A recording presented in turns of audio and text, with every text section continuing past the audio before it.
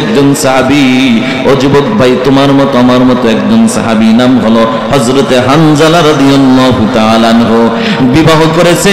যুবক বিবাহ করার পর সকালবেলা ফরজ গোসল করার জন্য যখন পানির দিকে রওনা হয়, পানিতে নামবে এমন সময় কে যেন ডেকে বলে, এরে মদিনার লোকেরা, দিনের নবী উহুদের ময়দানে শহীদ।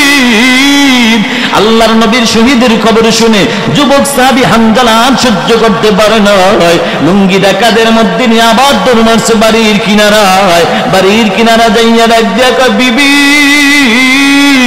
লুঙ্গিটা কাদের থেকে নাও, তরবারিটা আমার হাতে দাও। বিবি ডাক দিয়া কয়, ও প্রাণের স্বামী, সবে মাত্র গোসল করতে গেলেন, অথচ গোসল না করে বাবার তরবারি চাইতেছেন। বুঝলাম না স্বামী, বুঝলাম না। স্বামীর এক দিয়ে করে, বিবি কি কিসের গোসল করব, কার জন্য গোসল করব? দিনের নবী উহুদের ময়দানে শহীদ। আল্লাহর নবীর শহীদের খবর শুনে আমি তো আর গোসল করতে পারি না। এ বিবি, গোসল পরে করবো, আগে তাড়াতাড়ি তরবারিটা হাতে দাও। বিবির এক দেখা, স্বামী রে, চেহারাটা ভালো করে দেখি নাই, একটু দাঁড়ান না, চেহারাটা একটু দেখে নেই। রাত্রে আর কি দেখলাম, এক রাত্রে আল্লাহর নবীর সাহাবীর এক দেখা, বিবি রে, আমার নবী যুদ্ধের ময়দানে শহীদ, আর আমি দাঁড়ায়া দাঁড়ায়া তোকে আমি চেহারা দেখাবো, এমন আশিক তো আমি হানজালা না। এরে বিবি, তরবারিটা হাতে দে, দোয়া করো বিবি, দেখা হবে হাসরের ময়দানে। আল্লাহর নবীর সাহাবী যুদ্ধের ময়দানে হাজির হয়ে গেল। যুদ্ধ করতে করতে হানজালা শহীদ হয়ে গেছে। আল্লাহর নবী যুদ্ধের শেষে ডাক দিয়া বললেন, এই সাহাবীরা, তাড়াতাড়ি গোসলের ব্যবস্থা করো। গোসল লাগবে না, তাড়াতাড়ি বিনা গোসলে কবরের ব্যবস্থা করো। এদিকে একটা আল্লাহর বান্দি পাগল বসে একটা মহিলা হাজির হয়ে গেছে। ডাক দিয়া কও, আল্লাহর হাবিব, আপনি সকলকে বিনা গোসলে কবর দিবেন, আপনার একজন সাহাবী যার নাম হইল হযরতে হানজালা, তার লাশটা বিনা গোসলে কবর দিবেন না। আল্লাহর নবী ডাক দিয়া কয়, এই আল্লাহর বান্দি, কি তোমার পরিচয় বলো? বলে, আমার পরিচয় হলো আপনার প্রিয় সাহাবী হযরতে হানজালার একমাত্র বিবি। কেন আসছো, কি খবর বলো? ওগো নবীজি, আপনার সাহাবীর সাথে আমার বিবাহ হয়, আপনার সাহাবীর সাথে বিবাহ হয়। বাসর ঘরে যখন থাকলাম, সকালবেলা ফরজ গোসল করার জন্য রওনা হয়, এমন সময় কে যেন ডেকে বলেছে, আপনি নবী নাকি শহীদ? আপনার শহীদের খবর শুনে আপনার সাহাবী হানজালার সহ্য করতে পারে না। আপনার সাহাবী বিনা গোসলে যুদ্ধের ময়দানে হাজির, আপনার সাহাবীর শরীরটা নাপাক। আল্লাহর নবী ডাক দিয়ে কও, সাহাবীরা, তাড়াতাড়ি পানির ব্যবস্থা করো, গোসল দিতে হবে। এদিকে আপনার আমার মালিক আল্লাহ ডাক দিয়ে করে, জিবরাইল, যাও যাও, আমার বন্ধুকে যা সালাম জানায় দাও, আমার যেই হানজালা আমার বন্ধুর প্রেমে পড়ে এক দুনিয়ার গোসলের কথা ভুলে গেছে, ওই হানজালার গোসল দুনিয়ার কোন সাধারণ পানির দ্বারা হতে পারে না। আমি আল্লাহ আমার হানজালাকে ভালোবাসা আমি আল্লাহ জান্নাতের পানি পেলাম না। মন চায়? বলেন, মদিনা যাইতে পারলাম না, মদিনা দেখতে পারলাম না।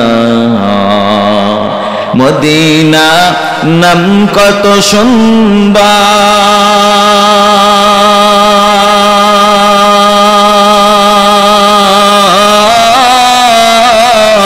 মদিনা কেড়েছে অন্তর। ওই মদিনার পথের ধুলি আমি, ওই মদিনার পথের ধুলি আমি মাখতে পারলাম না, মদিনা যাইতে পারলাম না, মদিনা দেখতে পারলাম না। আমি অসহায় তাই এত দূরে রই, আমি অসহায় তাই এত দূরে রই, শুধু সালাম জানাই মদিনা যাইতে পারলাম না, মদিনা দেখতে পারলাম না। মদিনা নাম কত মধু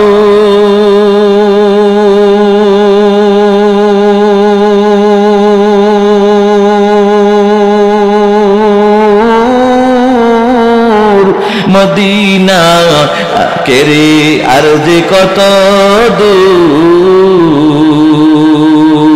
পাখির নেয় ডানা থাকলে আমি পাখির নেয় ডানা থাকলে আমি যেতাম মদিনায় মদিনা যাইতে পারলাম না মদিনা দেখতে পারলাম না ও গরিব আল্লাহর বান্দারা মনে যদি আশা থাকে আল্লাহ গরিবের মনের আশা পূরণ করার ক্ষমতা আমার মালিকের আছে না নাই আপনার আমার মালিকের যে ক্ষমতা আছে তার বাস্তব প্রমাণ শুনে নাও এ বাংলাদেশে একজন রিকশা চালক আল্লাহর বান্দা রিকশা চালায় আল্লাহর বান্দা চলতেছে চলতেছে হঠাৎ করে একজন বড় লোক সামনে যায় হাতটা বাড়ায় ডাক দিয়া বলে এই রিকশাওয়ালা দাঁড়াও রিকশাওয়ালা জায়গায় ব্রেক হয়ে গেল রিকশাওয়ালাকে ডাক দিয়ে করে ভাই চলো ওই সামনে অমুক জায়গায় যাব আল্লাহর বান্দা যাত্রী উঠাইয়া চলতেছে চলতেছে হঠাৎ করে মসজিদ থেকে আজানের আওয়াজ শুরু হয়ে গেছে বলো যুবক কিসের আওয়াজ কার নামের আওয়াজ এই মতলবের মুসলমান আপনাদের কি মন খারাপ নাকি রাগ করছেন জবানটা দান করলেন কে আরে যে মালিক এত সুন্দর জবান নামক নিয়ামত দান করলেন ওই মালিকের দেওয়া জবান খুলে মালিককে ডাকতে ভালো লাগে না খারাপ লাগে আরে ভালো কেন লাগবে না ভালো কেন লাগবে না দুনিয়ার কত নেতার স্লোগান দিয়েছে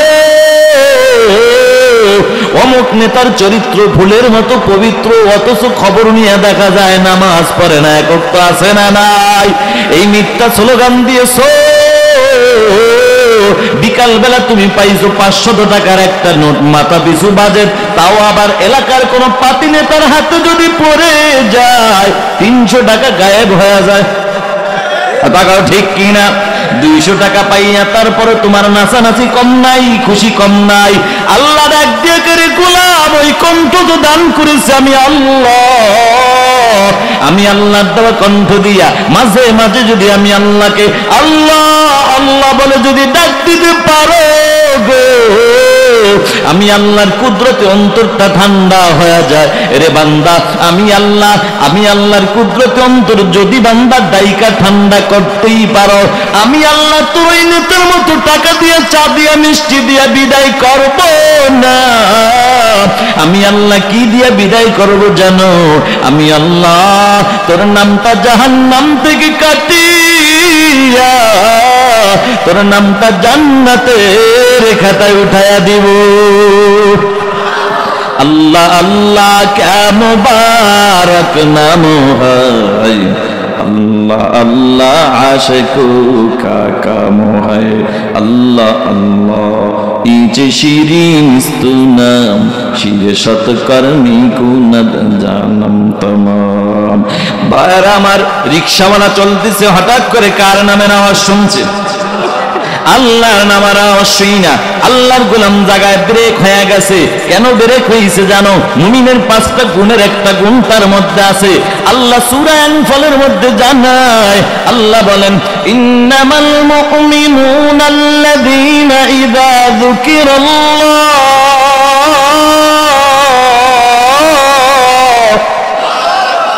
আল্লাহু আকবার বলতে কি ভয় লাগে বিগত দিনে এমন দিন গিয়েছে মুসলমান নারায়ে তাকবীর আল্লাহু আকবার স্লোগানটাও পর্যন্ত বাংলার জমিনে দিতে পারে না কথা বলো ঠিক কিনা স্বাধীন বাংলাদেশে মুসলমান এখন নারায়ে তাকবীর আল্লাহু আকবার বলবে বাধা দিবে তো দূরের কথা বাধা দেওয়ার সাহস বাংলার জমিনে দ্বিতীয়বার আর কেউ পাবে না ইনশাআল্লাহ নারায়ে তাকবীর আল্লাহু আকবারের স্লোগানের পাওয়ার আছে না নাই এ বাংলার জমিনে নারায়ে তাকবীর আল্লাহু আকবারের স্লোগান নিয়ে যদি ময়দানে থাকা যায় আল্লাহর কসম বাংলার জমিনে কোনো নাস্তিক বেঈমান খুঁজে পাওয়া যাবে না কথা বলো ঠিক কিনা এজন্য মুসলমান তাকবীর আওয়াজকে একটু উঁচু করা যাবে তো ইনশাআল্লাহ একটু কাজ দেন সবাই রেডি হয়ে যান ভয় আছে কোনো চেয়ারম্যান সাহেব তো আছে কি বলেন অনেক ভালো মানুষ, কথা বলেছি, অনেক ভালো মনের মানুষ। দোয়া করে আল্লাহ সুস্থতার সাথে নেক হায়াত দান করুক, হযরত ওমরের মতো একজন নেতা দান করুক।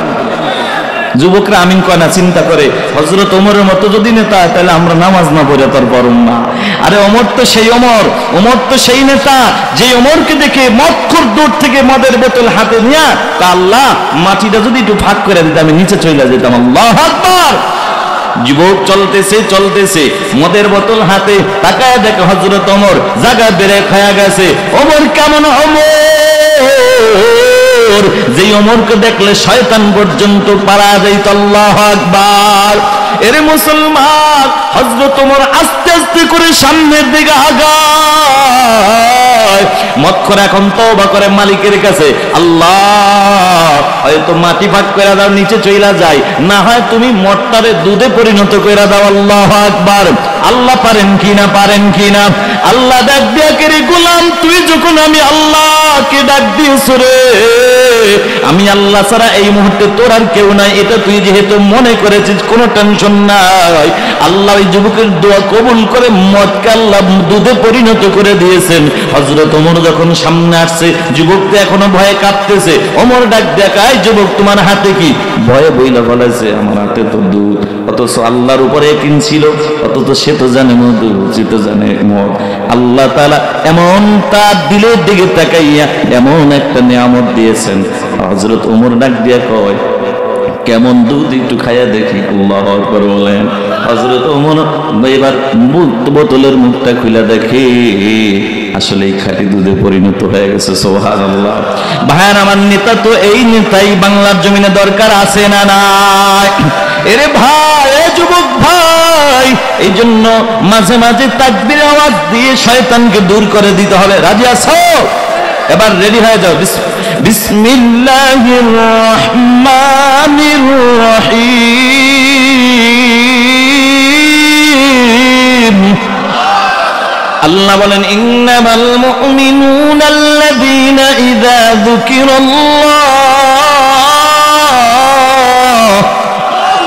যুকিরাল্লাহু ওয়াজিলাত কুলুবুহুম। সত্যিকার মুমিনের এক নম্বর গুণ হলো, মুমিন যখন আল্লাহর নামের আওয়াজ শুনবে সাথে সাথে দিলের মধ্যে একটা কম্পন সৃষ্টি হয়ে যায়। আল্লাহু আকবার বলো। এরে যুবক, এর বাস্তব প্রমাণ তাকায় দেখবা তোমাদের এলাকায় কত কৃষক পাওয়া যায়। কৃষক কৃষি কাজ করে, আযান শুনছি কৃষি কাজ বন্ধ করে মসজিদে হাজির আছে না নাই? এরে বাবা, হাজারো বাজারের মধ্যে কত ব্যবসায়িক আছে, কত কোটি কোটি টাকার মালিক, বাজারের বড় ব্যবসায়ী। আযান চলতেছে, নামাজও চলতেছে, ব্যবসাও চলতেছে, নামাজের মায়া তার ভিতরে নাই।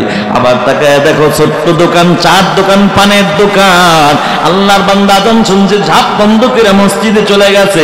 আবার তাকায় দেখো দুনিয়ার জমিনে কত আল্লাহর বান্দা পাওয়া যায় যাদের নাম শুনলে মানুষ ভয় পায়, নাম শুনলেও ভয় পায়। এত বড় নেতা, এত বড় ক্ষমতাওয়ালা লোক, অথচ দিনের পর দিন চলে যায়, রাতের পর রাত চলে যায়, মাসের পর মাস যায়। আল্লাহর বান্দা এত বড় ক্ষমতাওয়ালা লোক হওয়া সত্ত্বেও আল্লাহর ঘর মসজিদে যাওয়ার সুযোগ পায় না, আছে না নাই?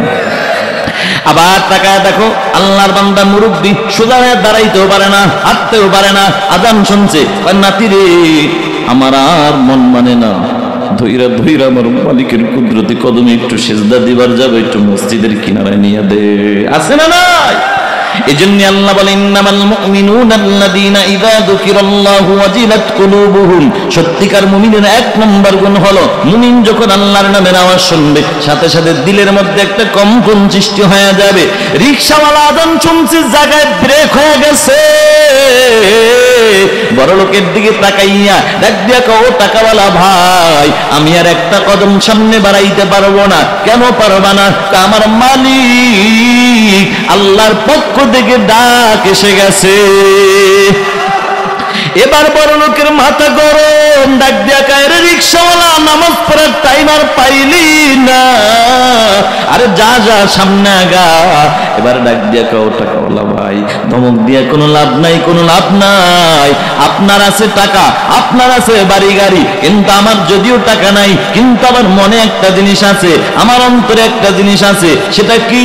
আল্লাহ বলেন ওয়াল্লাযীনা আমানু আশাদ্দু হুব্বান লিল্লাহ।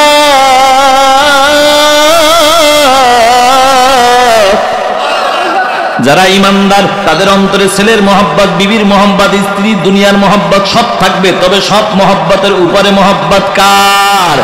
মুমিন সবচেয়ে বেশি মহব্বত করবে কাকে? এরে মুসলমান, রিকশাওয়ালাকে ধমক দেয়া লাভ নাই। আমার অন্তরে আমার মালিকের মহব্বত অনেক বেশি। আপনি ইচ্ছা করলে আমার সাথে যেতে পারেন, না হয় এখানে বসে থাকেন, আমি চললাম আমার মালিকের কুদরতি কদমে সেজদা দেওয়ার জন্য। রিকশাওয়ালা মসজিদে যাইয়া মালিকের কদমে সেজদা দিয়ে দিয়ে নামাজের পরে দুটি হাত তুলে আকাশের দিকে তাকাইয়া ডাক দিয়া বলে, ও আকাশের মালিক আমার আল্লাহ, আমাকে গরিব বানাইছো, কোন আফসোস নাই। আমি গরিবের মনে একটা আশা, মরণের আগে একবার হলো সোনার মক্কা মদিনায় যেতে চাই। আল্লাহু আকবার। আল্লাহকে গরিব টেনশন নাই, ওই বড় লোকের টাকা দিয়ে আমি আল্লাহ তোর ব্যবস্থা করতেছি। গরিব দোয়া কমপ্লিট করে রিকশার উপরে হাজির। বড় লোকের দিলটা নরম হয়ে গেছে, নরম করলেন যিনি তিনি কে? এবার রিকশাওয়ালাকে ডাক দিয়ে করে, রিকশাওয়ালা দাঁড়াও, তোমার সাথে একটু কথা আছে। ব্রেক দিয়ে স্যার কি বলবেন বলেন। ও টাকাওয়ালা ভাই কি বলবেন? টাকাওয়ালা ডাক দিয়ে কয়, রে গরিব, আমার কেন জানি জানবার মন চায়, তোর মতো গরিবের মনে কোনো আশা আছে কিনা? গরিব ডাক দিয়া কয়, হ্যাঁ হ্যাঁ আমার মনে আশা আছে, তবে আপনার মতো টাকাওয়ালা হওয়ার আশা নাই, আপনার মতো বাড়িওয়ালা গাড়িওয়ালা হওয়ার আশা আমার নাই। আমি গরিবের মনে একটাই আশা, মরণের আগে একবার হলো সোনার মক্কা মদিনায় যেতে চাই। এবারে ডাক দিয়ে কয়, গরিব টেনশন নাই, নে নে 5,000 টাকা দিলাম, যা যা পাসপোর্ট কমপ্লিট করে আয়, আমার সাথে দেখা কর। আমার মন বলে ওই মালিক তোর মনের আশা পূরণ করে দিবে, কারণ আমি কোটিপতি, কোটি কোটি টাকার মালিক। আজও পর্যন্ত সোনার মক্কা মদিনায় যাব তো দূরের কথা, যাওয়ার চিন্তাও মাথায় ঢুকাইতে পারি না। তবে আজকে কেন জানি তোর জন্য আমার মায়া লেগে গেছে।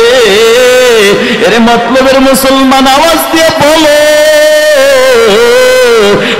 মায়া লাগাইলেন যিনি তিনি কে? আরো জোরে বলো কে? ওরে মুসলমান নবীর উম্মত, আমি বুঝাইতে চাইলাম টাকা থাকলেই সোনার মক্কা মদিনায় যাওয়া যায় না, শক্তি থাকলে আল্লাহর ঘর মসজিদে যাওয়া যায় না। ঠিক কোরআনের মাহফিলের পাশে ঘর থাকা সত্ত্বেও কোরআনের মাহফিল আসা যায় না। আমরা যারা আসলাম, বসলাম, আসার তৌফিক দান করলেন কে? সে মালিকের দরবার একবার শুকর আদায় করি আলহামদুলিল্লাহ। ওয়াজ কিন্তু শুরু করি না, এখন করব। তার আগে জানতে চাই ওয়াজ শোনার রুচি কি আছে আপনাদের? মনোযোগ আছে? ঘুম আসতেছে? সজাগ আছেন? তাহলে একটু পরীক্ষা করি, সত্যি করে বলেন, জীবনে তো অনেক মিথ্যা কথা বলছেন, আজকের কোরআনের মাহফিল একটা সত্য কথা বলেন তো। সবাই কি সজাগ? এই সবাই সজাগ? সত্যি তো? চেয়ারম্যান সাহেব দেখেন কইছে সজাগ, সবাই সজাগ। দেখি তো তাইলে ঘুমাইছেন কে? কাহার জায়গা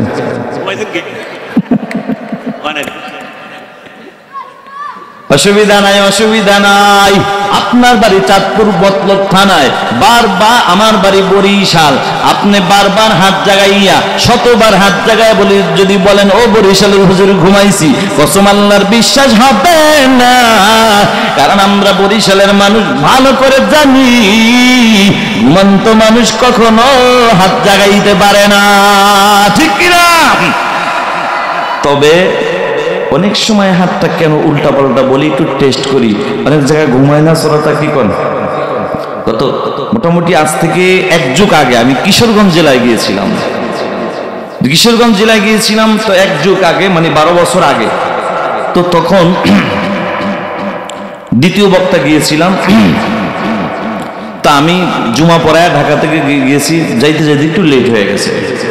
তো ভাবলাম 10:45 বাজে, তো আমি ভাবলাম হায় রে, এই চাঁদপুরের হিসাবে মতলবের হিসাবে কিন্তু বিশেষ বক্তার টাইম শেষ, কি কোন বয়ানের টাইম শেষ না। তা আমি তো ভয়ে কাঁপতে চাই রে, জীবনের প্রথম ঢুকলাম কিশোরগঞ্জ, না জানি বেজ্জিত হইতে হয়, কি যে ভয়। আবার চিন্তা করি না, আমার বাড়ি তো বরিশাল, বরিশালে বড় বড় দুইজন আল্লাহর ওলি আছে, একজন হলো চরমুনার জমিনে ঘুমায় আল্লাহর ওলি সৈয়দ ফজলুল করিম রহমতুল্লাহ আলাই, আর একজন হলো সারসিনার জমিনে ঘুমায় আল্লাহর ওলি নেসারউদ্দিন রহমতুল্লাহ আলাই। কথা কোন ঠিক কিনা? তো এই দুই অলিকে অনেক ভালোবাসা, যাক অলির দেশের মানুষ মহব্বত করে। ঢুকলাম পরে আসলেই বিশ্বাস করেন তারা অনেক মহব্বত করে, ভালোবেসে কয় হুজুর বরিশালের হুজুর আসছেন, খুশি হয়েছি, খানা রেডি, বিছানাও রেডি, খাওয়া দাওয়া করেন, এরপর ওখানে ঘুমান। আমি আবার বরিশালের ভাষা বললাম, বেটা মুখদাসী কি বালিশের অভাব নেই, ঘুমাইতেছি নি, ওয়াজ করুন না। হুজুর ওয়াজ তো করবেন, আপনার সিরিয়াল তো রাত্র 2টায়, বিশেষ বক্তার সিরিয়াল কয়টা? রাত্র 2টায়, তাহলে প্রধান বক্তার কয়টা হিসাব করে দেখেন। এবার তো বাবা 2টা বাজে স্টেজে উঠেছে, শ্রোতা দেখি তেমন একটা না, এই টাইমে শ্রোতা থাকার কথা, যাও আছে 2-1জনের মধ্যে একজন আবার আমার দিকে পাউটান করে ঘুমিয়ে রয়েছে। আমি চিল্লায় উঠাইলাম, উঠানোর পরে এবার একটু টেস্ট করলাম, দেখি একটু টেস্ট করে কি সজাগ নাকি ঘুমন্ত। যদি ঘুমায় থাকে মুমিনের ঘুমটাও ইবাদত, কথা কোন ঠিক কিনা? মুমিন তো এমন দামি নবীর উম্মত, আরে তুমি আর আমি তো এমন দামি নবীর উম্মত, এশারের নামাজ পড়িরা, নাতির সাথে গল্প না কইরা, বিভিন্ন বাজে কথা না বইলা, ওই সময়টা যদি আল্লাহর নামের জিকির করে করে যদি কাটায়া দাও, সুবহানাল্লাহ, আলহামদুলিল্লাহ, আল্লাহু আকবার, লা ইলাহা ইল্লাল্লাহ, জিকির করে করে যদি কাটায়া যাও, হঠাৎ করে যদি ঘুমায়া পড়ো, আল্লাহ ডাক দিয়া করে, ফেরেশতা শুনে নাও আমার বান্দা, আমি আল্লাহ ঘুম দেওয়ার কারণে ঘুমাইছে। আমি আল্লাহর মন বলে, যদি আমি আল্লাহ ঘুম না দিতাম বান্দা ঘুমাইতো না। যা যা আমার বন্ধুর খাতিরে সারাটা রাত বান্দা যদি ঘুমায়, আমি আল্লাহ তারপরও সারা রাত আমি মালিক আল্লাহর নামের জিকিরের সওয়াব দিয়া দিলাম। মুমিনের ঘুমটাও ইবাদত। এখন কি করা যায় একটু টেস্ট করে দেখি। এবার টেস্ট করলাম, দেখি তো বাবা রাত্র 2:30 পর্যন্ত ওয়াজ শুনছেন, আল্লাহ যদি কবুল করে আরো শুনবেন, তো দেখি তো জাহান্নামে কে কে যাইবেন, হাত জাগান। বিশ্বাস করেন আমার সামনে দিয়ে 4-5 জন মুরব্বী কয় আল্লাহু আকবার। আমি কই কেউ মুরব্বী জাহান্নামে যাবেন? কয় না হুজুর, না খেয়ে বলেছে কি জাহান্নামে যাওয়া লাগবে। আমি কিন্তু হাত জাগাইছেন কা হুজুর ঘুমের তালে।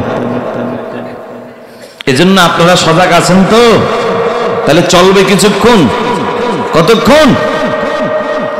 যুবকরা কয় হুজুর চালান, কোনো অসুবিধা নাই, কারণ গতকালকে সকাল 10টার আগে উঠি নাই, আগামীকালকে ইনশাল্লাহ নিয়ত নেই। মুসলমানের সন্তান ফজরের নামাজ পড়বে তো দূরের কথা, নামাজ যে কয় রাকাত তাও জানে না, এরকম আছে না নাই? আমগো কাছে প্রমাণ আছে। আগে কিন্তু নোয়াখালীর হুজুররা এলাকায় ঘুরে ইমামতি করতো, কেউ মুরব্বীরা, কথা কন্যাকা ছিল না? তো এক নোয়াখালীর হুজুর ইমামতি করতেছে, যুবক একজনে দাওয়াত দিছে শক্তিরা।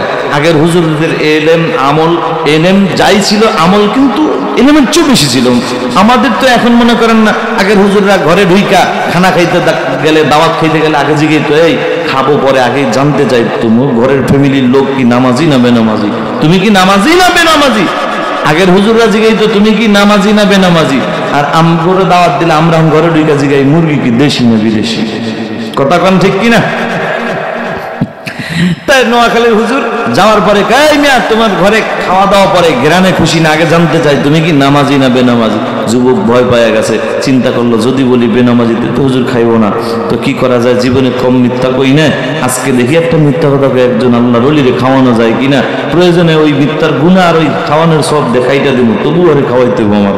এবার হুজুর নামাজ তো পড়ি, নোয়াখালীর হুজুর চালাক মানুষ তো, আচ্ছা নামাজ পড়ে তাহলে কত ফজরের নামাজ পড়ে রাখার ধরা খাইছিনি, কোন ধরা খাইছিনি, এতে তো হ্যাঙ্গারে যে কেউ মেয়ে কও না কা হুজুর কইতাছি, শয়তান কা দোস্ত টেনশন নাই, তুই সারা জীবন আমার গোলামি করছস, আল্লাহর গোলামি বাদ দে, আজকে তোরে আমি উপকার না করলে কে করবো, তুই একটা কাজ কর, তুই নামাজ পড়স না তো কি হয়েছে, তুই তো এমন একটা বউ ঘরে ঢুকেছিস মাশাআল্লাহ, সে শুধু 5 ওয়াক্ত নামাজ না তাহাজ্জুদও করে, আছে না না এরকম, আছে না নাই?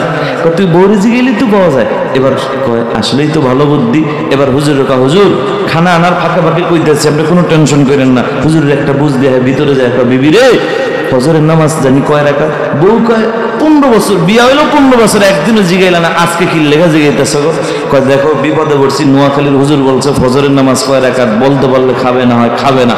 এটা তো মহাবিপদ। নোয়াখালীর হুজুর চালাক মানুষ, শিখাই দিলাম তোমার ফজরের নামাজ 4 রাকাত, তুমি তো আমার স্বামী, তোমার বেজ্জিত হোক এটা আমি চাই না, কিন্তু শিখাই দিলাম 4 রাকাত, হেতে যে আবার জহুরের কথা জিগিব না, এটার কোনো গ্যারান্টি আছে? তাইলে তোমার ফজর জহুর আসর মাগরিব এসব 5 ওয়াক্ত শিখাই দিয়ে যেটা কাজে লাগে লাগাই দিবা।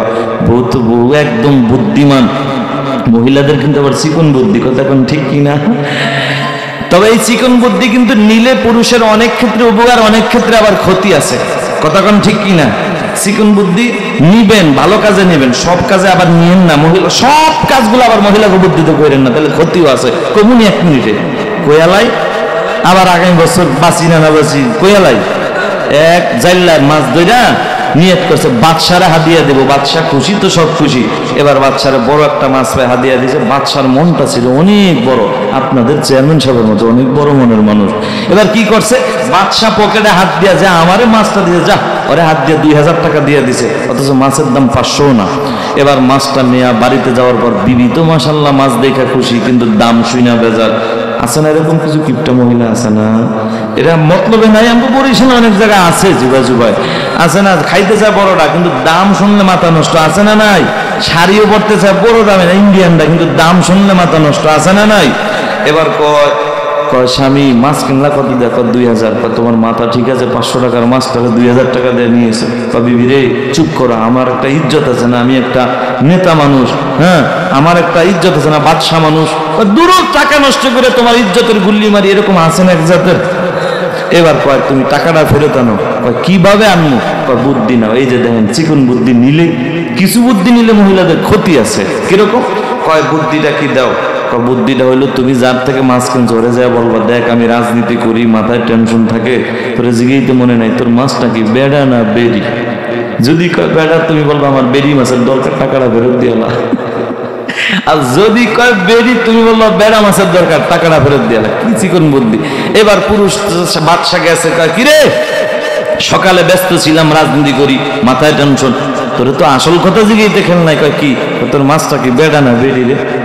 যুবক গরিব মানুষ চিন্তা করে, হায় রে মাছ নিল সকালে অহনে জিগাইতেছে আমার লাগে বেড়া না বেরি, দাঁড়া আমার লাগে বাটপারি বুঝাইতেছি।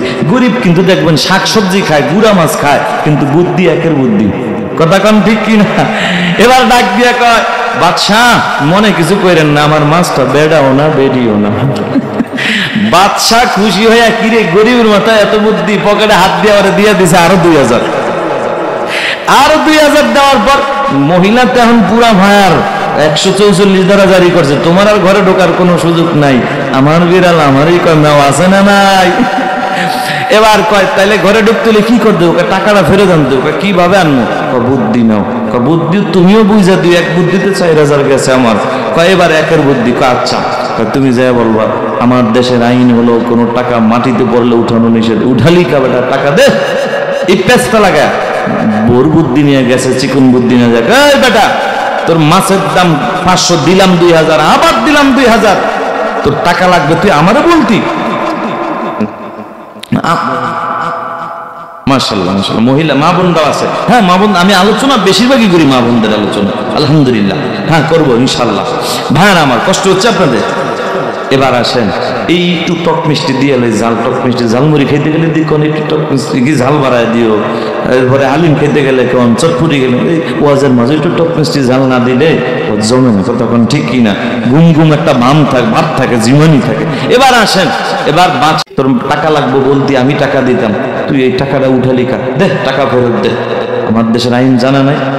এবার কা আমার লাগে আবার বাট করি। এবার কইতেছে বাদশাহ মনে কিছু করবেন না, আমি দেশের আইন জানি, টাকা উঠাইতাম না, কিন্তু হঠাৎ করে তাকায় দেখি টাকাটার মধ্যে আপনি বাদশার একটা কল্লার ছবি। চিন্তা করলাম যেই বাদশাহ আমারে 4000 টাকা দিয়ে উপকার করলো, আমার মতো গরিবরা এত উপকার করলো, এই আমার সেই বাদশার কল্লার ছবি মানুষ জুতা দিয়ে পারাইবো বাদশাহ, এটা আমি মাইনা নিতে পারব না, টাকা নিয়ে যান, কিন্তু আপনার প্রতি এত মহব্বত ভালোবাসা, আপনার ছবি মানুষ জুতা দিয়ে পারাইবো, এটা আমি মাইনা নিতে পারব না। বাদশাহ খুশি নেমে যায়। বাদশাহ কয় কিরে যেই গরিব আমার এত ভালোবাসে, আরে টাকা নিমে দূর পকেটে হাত দেওয়ার আবার দিয়েছে 2000 দিয়া কানে ধরছে, জীবনের মহিলার কথা কোনো কাজ করুন না। ভাইরা আমার, মা বোনরা তো খেতে আছে, কয় কেডাই হুজুরটার দাওয়াত দিল। ও পর্দার আড়ালের মা, আপনাদের পরামর্শ আমাদের অবশ্যই দরকার আছে। ওই যে নোয়াখালীর তো ওই যে যুবক যায় কইছে, বিবিরে কও না ফজরের নামাজ কয় রাকাত? মহিলা তো শিখাইয়া দিছে ফজরের নামাজ তো 4 রাকাত। এবার 5 ওয়াক্ত শিখাইয়া দিলাম, যেটা মন চাই তুমি বলবা। ও নবীর উম্মত, যুবক তো এখন মুখস্থ করতে করতে আইতাছে। আমগো দেশে কিছু মুরব্বী আছে, এরা 4 দোকানে পয়সা আজানের পরও পার উপরে পাও দিয়া ডানাত দিয়া বিড়ি টান দেয়, এমন জোরে দেয় মনে হয় পালচার হুন্ডা দিয়া দুয়া বাইরায়, আর বাম হাত দিয়া চা খায়, আছে না নাই? আর ডাক দিয়া কয়, হুজুররা কয় কবরে গেলে 3টা প্রশ্ন করবে, এটা কোনো ব্যাপার নাকি? ওরে বুড়া পণ্ডিত, এত সহজ না। তোমার পণ্ডিতগিরি 4 দোকান পর্যন্তই শেষ, আজরাইল আসার আগ পর্যন্তই শেষ। আজরাইল সামনে আসলে আর হবে না, ঠিক কিনা? এবার নোয়াখালীর হুজুরের সামনে মুখস্থ করতে করতে যায়। বাবা, প্র্যাকটিক্যাল যদি আমল বাস্তবে না থাকে মুখস্থ দিয়ে চলবে? এবার যাওয়ার পরে নোয়াখালীর হুজুর রাগী মানুষ, মারছে একটা ধমক, এই বেটা দেরি হয়েছে তাড়াতাড়ি কর। হ্যাঁ, ধমকের চলে ফজর যায় জহুরুল্লাহ ব্যবস্থা করে গেছে। হুজুর মনে করছেন পারি না, কত পারলে হুজুর ফজরের নামাজ তো 10 রাকাত। নোয়াখালীর হুজুর তো ওইটা দৌড়, হুজুর একবার ভুল করলে আল্লাহ মাফ করে, আপনি মাফ করবেন না। আমি কি বলুন না বাটিনি, আমার কি মনে হয় কি ঠিক আপটালায় আপনার ধমকে না আমি বলছি, তা বাবা আর ধমক দিন না। এবার হুজুর ফজরের নামাজ তো 20 রাকাত। নোয়াখালী হুজুর এবার 4 গিরা ফলায় দৌড়, বিবি ডাক দেখ, এই স্বামী তোমার না কইলাম 4 রাকাত, তুই আর পণ্ডিতি করিস না, আমি 20 রাকাত কইলাম, মৌলবি থাকে নাই আর তোর 4 রাকাতে থাকবো। ভাইরা আমার, মনোযোগ আসেনি? সময়ের দাম আছে না নাই? সময় নষ্ট করা যাবে না। আয়াতে কারিমা তেলাওয়াত করেছি, সূরা তেলাওয়াত করেছি, আল্লাহর কালাম থেকে 114টি সূরার মধ্যে একটি সূরা সূরাতুল আসর আপনাদের মাঝে তেলাওয়াত করেছি। আল্লাহ তাআলা শুরুতেই বলেন ওয়াল আসর, সময়ের কসম। এমন একটা দামি সূরা আপনাদের মাঝে তেলাওয়াত করেছি, এটা এমন একটা দামি সূরা, সাহাবায়ে কেরাম একজন আরেকজনের সাথে দেখা হইলে সূরাতুল আসর তেলাওয়াত করে এক অপরকে শুনায়া দিতেন। এই দামি সূরাটা আপনাদের মাঝে তেলাওয়াত করেছি। বাবাজিরা, মুফাসসিরিন ইকরাম বলেন, একটা সূরাই যদি নাজিল হইতো আর যদি কোনো সূরা নাজিল না হইতো, মানুষ যদি এই একটা সূরার উপরে যদি আমল করত, গোটা পৃথিবীর মানুষ জান্নাতের মেহমান হয়ে যাইত। সূরাতুল আসরের শুরুতেই আল্লাহ তাআলা বলেন ওয়াল আসর, সময়ের কসম। সময়ের কসম আল্লাহ কেন খাইলেন? মুফাসসিরিন ইকরাম বলেন, ও পৃথিবীর মানুষ, আল্লাহ বুঝাইতে চায় প্রতিটা মানুষের হায়াতের জিন্দেগির সময়ের অনেক দাম, সময়ের অনেক দাম, অনেক দাম। সময়ের দাম তো এখন বুঝবা না, যেদিন চোখ দুইটা বন্ধ হবে সেদিন বুঝবা তোমার আমার সময়ের কতটা দাম। এই জন্য নবীজি হাদিস শরীফের মধ্যে বলেন, মুতু ক্বাবলা আন তামুতু। আল্লাহর নবী বলেন, মৃত্যু আসার আগে তুমি মরো। মৃত্যু আসার আগে তুমি কি করো? মরো।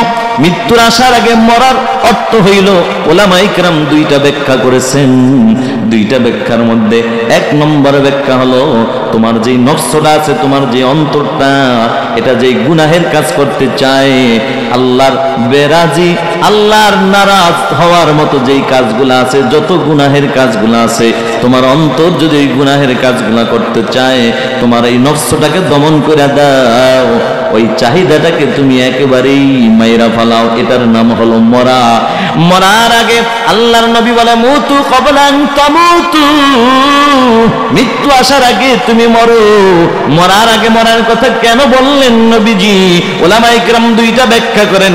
1 নম্বর ব্যাখ্যা, তোমার নফস যত গুনাহের কায়সাত আছে, গুনাহ করার চাহিদা আছে, এই চাহিদাকে মিটায়া দাও, এই চাহিদাকে তুমি একদম পিষে ফেলো, এটার নাম হলো মরা।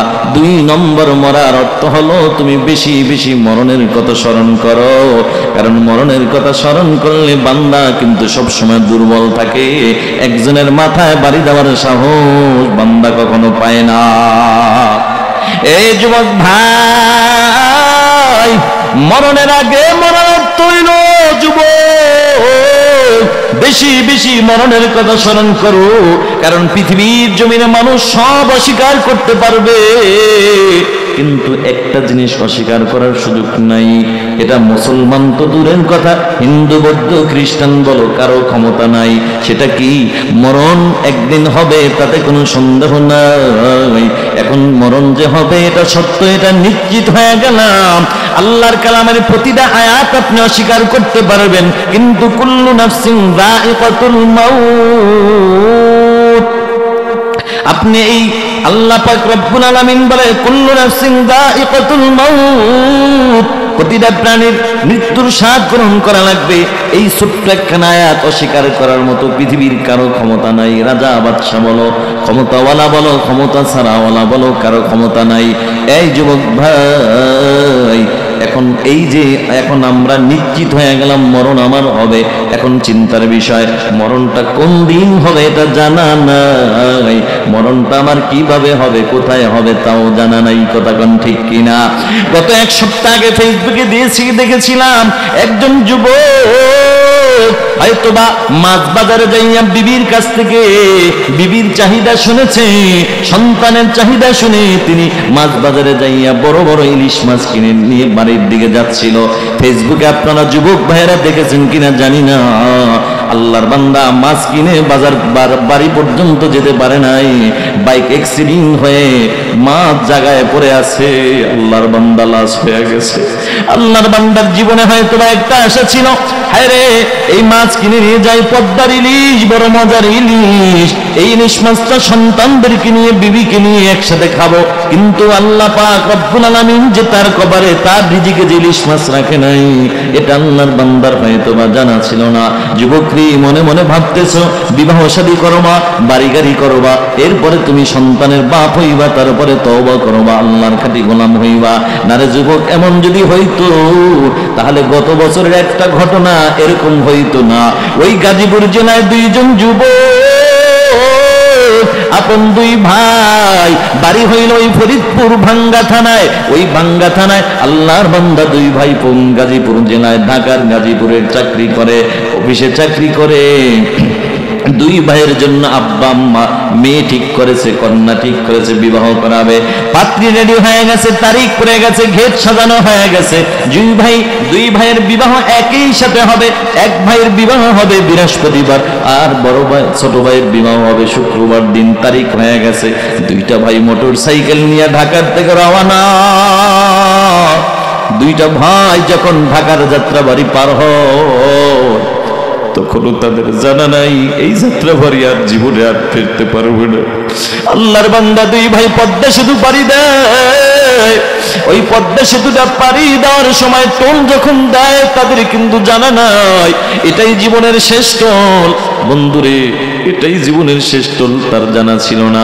ভাঙ্গার মোড় যায়, মোড়টা ঘোরে, তখনও জানা ছিল না এটাই জীবনের শেষ ঘোরে। আল্লাহর বান্দা বাড়ির কাছাকাছি যায়, এমন সময় বালু ভর্তি একটা ট্রাক। বন্ধু, আল্লাহর খেলা বোঝা যায় না। ওদিকে বিবাহ শাদী সব রেডি, বাজার রেডি, সব অনুষ্ঠান সব কিছু রেডি, পাত্রীও রেডি। এখন শুধুমাত্র দুইজন পাত্র যাবে, বর যাবে, তাদের অপেক্ষায় বসে আছে সবাই। কিন্তু বাড়ির কাছাকাছি যাওয়ার পর ট্রাকের সাথে ধাক্কা লাইগা দুইটা ভাই ট্রাকের চাক্কার তলে পড়ে দুজন শেষ হয়ে গেছে। যুবকরে, মরণের কোনো গ্যারান্টি নাই। মরণ একদিন হবে, তবে মরণটা কোন দিন হবে জানা নাই। এই জন্যই নবী বলে মুতু ক্বাবলা আন তামুতু, মরার আগে মরো, মরণের আগে একবার মরো। মরণের আগে মরার অর্থ হলো দুইটা, একটা হলো নিজের নফসটাকে গুনাহের চাহিদা থেকে মিটাইয়া দেওয়া, দুই নম্বর মরণের কথা বেশি স্মরণ করা। মরণের কথা বেশি কিভাবে স্মরণ করবা? এরে যুবক ভাই, আল্লাহর ওলি আব্দুর রহমান ইবনে আবু নিআম রাহমাতুল্লাহি আলাইহি উঁচু মাপের একজন বুজুর্গ, বড় আল্লাহওয়ালা একজন যুবক আল্লাহর ওলির কাছে হাজির। যাইয়া ডাক দিয়ে কও, আল্লাহর ওলি, আমি জানতে চাই আপনার আগামী কাল যদি মরণ হয়, এটা যদি আপনি নিশ্চিত হয়ে যান, বলেন আগামী কালকের মরণের জন্য কোন আমলটা নতুন করে করবেন জানতে চাই। যুবকের মনে আশা, এই আল্লাহর ওলি যে আমলটা করবে আমিও নিজের জীবনের জন্য আমলটা বেছে নেব, এটা ছিল তার মনের বড় আশা। আল্লাহর ওলিকে প্রশ্ন করলেন, ওগো আল্লাহর ওলি, যদি জানতে পারেন আগামীকাল আপনার মরণটা নিশ্চিত, তাহলে কোন আমলটা করবেন? আল্লাহর ওলি ডাক দিয়ে বলল, যুবক, আমি যদি জানতে পারি আগামীকাল আমার মরণটা 100% নিশ্চিত, তাহলে শুনে নাও, আমি গতকাল যে আমল করেছি, 10 দিন আগে যে আমল করেছি, আজকে যে আমল করেছি, কসম আল্লাহর, আগামীকালকেও আমি একই আমল করব। সুবহানাল্লাহ। যুবক আল্লাহর ওলিকে প্রশ্ন করলো, গো আল্লাহর ওলি, তাহলে আপনার কোনো মরণের ভয় বুঝি অন্তরে নাই? কবর যে আপনি কি জবাব দিবেন? আল্লাহর ওলি ডাক দেখা, যুবক রে, মরণের ভয় আছে বিদায়ী তো আমি আজ যে আমল করেছি আগামীকাল একই আমল করব। তার মানে হলো, যেদিন আমি জানতে পেরেছি আমার মরণ একদিন হবে, সেদিন থেকে আমি আল্লাহর কাছে ওয়াদা করেছি, আল্লাহ গো, হায়াতের জিন্দেগিতে গুনাহের কাজ কোনোদিন করব না, আর নেকের কাজ কোনোদিন আমি ছাড়ব না। নারে তাকবীর। এজন্য ভাইরা আমার, নবীজি বলে, মুতু ক্বাবলা আন তামুতু, মরণের আগে একবার মরো। আল্লাহর নবী বলে, ওয়া হাসিবু আনফুসাকুম ক্বাবলা আন তুহাসাবু, এবং কিয়ামতের ময়দানের আগে, কিয়ামত হাশরের ময়দানের হিসাবের আগে দুনিয়াতে নিজের হিসাব নিজে করে নাও। সুবহানাল্লাহ। হাশরের ময়দানে হিসাবের আগে নিজের হিসাব নিজে করে নাও। ইমাম গাজ্জালী রাহমাতুল্লাহি আলাইহি তিনি বলেন, ও দুনিয়ার মানুষ, নিজের নফসটাকে ভালো রাখার জন্য, নিজের আত্মাটাকে পবিত্র রাখার জন্য, ভালো থাকার জন্য, আল্লাহর খাঁটি গোলাম হওয়ার জন্য তিনি 4টা আমলের কথা বলেছেন। বাবাজি, কয়টা আমল? 4টা আমল। 1 নম্বর আমল হলো তুমি প্রতিদিন প্রতিজ্ঞা করবা। 2 নম্বর আমল হলো তুমি মুরাকাবা করবা। 3 নম্বর হলো মুহাসাবা। 4 নম্বর হলো এই আত্মাটার বিচার করা। 1 নম্বর হলো তুমি 1 নম্বর প্রতিজ্ঞা করা, মানে তুমি সকালবেলা ঘুম থেকে উঠে প্রতিজ্ঞা করবা, নিজের মনকে বলবা, রে মন, আজকে ঘুমানোর আগ পর্যন্ত আমার দ্বারা কোনো গুনাহের কাজ করা যাবে না, আমি কোনো গুনাহের কাজেই করব না, এই প্রতিজ্ঞা করো না। সরকারি চাকরি করো, সরকারি অফিসে যাইবা, প্রতিজ্ঞা করবো আমি সরকারি অফিস আদালতে চাকরি করব, কাজ করব, কখনো মানুষকে ফাঁকি দিব না, মানুষের হক নষ্ট করব না, আল্লাহর হক নষ্ট আমি করব না। 2টা ওয়াদা। একটা হলো আমার মালিক আল্লাহর হক নষ্ট করব না। 2 নম্বর হলো আমি যেই কর্মচারী, যার চাকরি করি, যার অফিসে চাকরি করি, যার দোকানে ডিউটি করি, কর্মচারী হইয়া তার হক কখনো আমি নষ্ট করব না। এমন মানুষ যদি দুনিয়ায় প্রতিটা মানুষ যদি প্রতিজ্ঞা করত, সারা গোটা বাংলাদেশে সোনার মানুষে পরিণত হয়ে যাইত। ঠিক কিনা ভাইরা আমার? এখন তো ঘর থেকে বের হওয়ার আগে চিন্তা থাকে, কারে ধোকা দেবো আজকে, কথা কোন ঠিক কিনা? এর নবীর উম্মতের দল 4টা আমলের কথা বলেছেন ইমাম গাজ্জালী রাহমাতুল্লাহি আলাইহি। 1 নম্বর আমল হলো প্রতিদিন সকালবেলা প্রতিজ্ঞা করা, আমি এখন ঘুম থেকে উঠলাম, ঘুমানোর আগ পর্যন্ত কোনো গুনার কাজ করব না, নেক আমল ছাড়ব না, আল্লাহর হক নষ্ট করব না, বান্দার হক নষ্ট করব না, এটা হলো প্রতিজ্ঞা। 2 নম্বর হলো মুরাকাবা, আমি এখন সরকারি চাকরি করি, অফিসে গেলাম, এখন মুরাকাবা করব, কাজে হাত দেওয়ার আগে ওই কথাটা আমি চিন্তা করব যে আমি সকালবেলা যেই প্রতিজ্ঞা করেছি, প্রতিজ্ঞার উপরে কি আমি আছি, এখন কি আমি সঠিক পথে আছি, কাজের মধ্যে না বেঠিকের মধ্যে ঢুইকা গেছি, আমি কি হালাল ব্যবসার মধ্যে আছি না হারামের মধ্যে ঢুইকা গেছি, এটার নাম হলো মুরাকাবা। বন্ধু, 3 নম্বর হলো রাতের বেলা মুহাসাবা, মানে হলো সারাদিন যা করছে এটা এখন তুমি হিসাব নাও। এই নফস, সকালবেলা না ওয়াদা করেছিলি গুনার কাজ করবি না, কয়টা গুনার কাজ করছো, এবার হিসাবটা নেন। হিসাব নিয়ে নিয়ে যদি দেখেন আপনার প্রতিজ্ঞা ঠিক নাই, শয়তানের ধোঁকায় পরে আপনি গুনাহ করে ফেলেছেন, এখন 4 নম্বর আমলটা হলো আপনার অন্তরটাকে, এখন আত্মাটাকে একটা শাস্তি দিতে হবে। তুই কেন গুনাহ করলি? এখন তুই সারাটা রাত নফল নামাজ পড়া কাটায় কাটায়া দে, অথবা তুই 8 রাকাত নফল নামাজ পড়বি, এখন তুই জিকির করে কাটায়া দিবি। এটা হলো আত্মাটাকে একটা শাস্তি দেন। তবে বাবাজিরা আমার, এভাবে কয়েকদিন চলতে চলতে চলতে চলতে দেখবেন আপনার ভিতরে কিন্তু একটা ভাব তৈরি হয়ে যাবে। আপনার ভিতরে মনে মনে মন বলবে এই মতলবের মধ্যে আমার চাইতে বুজুর্গ আর কেউ নাই। মনে করবেন এটাও শয়তানের একটা ধোঁকা। কথা কোন ঠিক কিনা? শয়তান মানুষের শত্রু, মুমিনের প্রকাশ্য দুশমন। আল্লাহ বলে ইয়া আইয়ুহাল্লাযীনা আমানু দুখুলু ফিস সিলমি কাফা ওয়া লা তাত্তাবিউ খুতুওয়াতিশ শাইতান ইন্নাহু লাকুম আদুউম মুবিন। আল্লাহ বলো ঈমানদার, ইসলামের মধ্যে পরিপূর্ণভাবে প্রবেশ করো, খবরদার শয়তানের পথ অনুসরণ করিও না। নিশ্চয়ই শয়তান হলো মুমিনের প্রকাশ্য দুশমন। দুশমন বলেছেন কে? এই শয়তান কিন্তু অনেক সময় ধোঁকা দিবে। শয়তান বিভিন্ন রূপ ধরে ধোঁকা দিবে। শয়তান যে ধোঁকা দেয় তার বাস্তব প্রমাণ নবীজির সাহাবী হযরতে মুআবিয়া রাদিয়াল্লাহু তাআলা আনহু ইশারায় নামাজ পড়ে বাড়িতে যায় ঘুমায়। গভীর রাত হঠাৎ করে ঠক ঠক করে কে যেন আওয়াজ করেছে। আওয়াজ পাইয়া ঘুম থেকে উঠে দরজার পাশে কিনারায় তাকায়া দেখে কালো মুখোশ পরা এক ব্যক্তি। কে তুমি? আমি মিস্টার ইবলি। কেন আসছো? আপনার উপকার করার জন্য। নবীর সাহাবী রাগ দেখা, না না, ইবলিস শয়তান কখনো মুমিনের বন্ধু নয়, মুমিনের উপকার করতে পারে না। ইবলিস শয়তান মুমিনের দুশমন, এটাই বাস্তব, এটাই সত্য। সত্যি করে বল, শয়তান কত সুন্দর ভালো রূপ নিয়ে কয় হুজুর জীবনে একটা ভুল করেছি, এই জন্য আপনাদের উপকার করলাম, আপনারা বিশ্বাস করবেন না, ভালো কাজ করলাম, আপনাদের কাছে ভালো হতে পারবো না। কি সুন্দর কথা বলে। আল্লাহর নবীর সাহাবী শক্ত করে বাঁধলেন, সত্যি করে বল কেন আসছো? হুজুর আসছি আপনাকে তাহাজ্জুদ নামাজের সময় হয়েছে জাগায় দেওয়ার জন্য। নবীর সাহাবী কয় না না, যদিও জাগায় দেওয়ার জন্য এসেছিস, এটার মধ্যে তোর ভিতরে শয়তানি আছে। শক্ত করে বাঁধার উপর এবার ডাক দিয়া কগ নবীর সাহাবী স্যার, এবার শুনে নেন, আপনার ধারণাই সঠিক। আমি গতকাল আপনাকে ঘুম পাড়াচ্ছিলাম, তাহাজ্জুদের নামাজের সময় চলে গেছে, আপনি উঠতে পারেন না। আপনার চেহারার দিকে তাকানো যায় না, আপনার চোখ দিয়ে টপ টপ করে পানি পড়েছে। আপনার চোখের পানি আমার মালিকের কাছে এমন কবুল হয়ে গেছে, আমার আল্লাহ আপনার চোখের পানির বিনিময় আপনার সম্মান এত বাড়ায় দিছে, আপনার সম্মান, আপনার মাকাম আল্লাহ এত বাড়ায় দিছে, আপনি তাহাজ্জুদ পড়াও এত উপরে উঠতে পারতেন না। সুবহানাল্লাহ।